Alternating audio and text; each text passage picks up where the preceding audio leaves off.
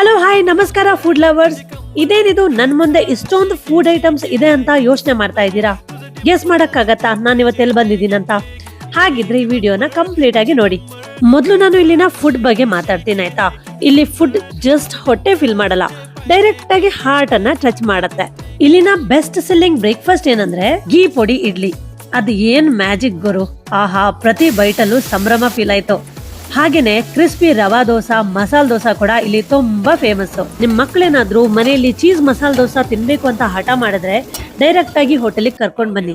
ಹೊರಗಡೆ ಕ್ರಿಸ್ಪಿ, ಒಳಗಡೆ fully cheesy. ನಿಮ್ ಮಕ್ಳಂತೂ ತುಂಬಾ ಖುಷಿ ಆಗ್ತಾರೆ. ಲಂಚ್ ಟೈಮ್ ಅಂತ ಬಂದ್ರೆ ಸೌತ್ ಇಂಡಿಯನ್ ಮೀಲ್ಸ್ ಮಾತ್ರ ಮಿಸ್ ಮಾಡಬೇಡಿ.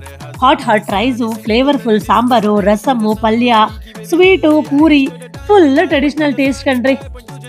Gobi manchurian, paneer kebab, crunchy French fries, taste is so ultimate ಗೊತ್ತಾ. ಔಟ್ ಸೈಡ್ ವರ್ಲ್ಡ್ ಅನ್ನೇ ಮರ್ತೋಗ್ತೀರಾ. ಈ ಹೋಟೆಲ್ ಅಲ್ಲಿ ನಿಮ್ಗೆ ಎಲ್ಲಾ ಬಗೆಯ ಡಿಶಸ್ ಸಿಗತ್ತೆ. ಸೌತ್ ಇಂಡಿಯನ್ ಡಿಶಸ್ ಇಂದ ಹಿಡಿದು ಸೂಪು, ರೊಟ್ಟಿ, meals, sweet, starters, snacks, fried rice, noodles.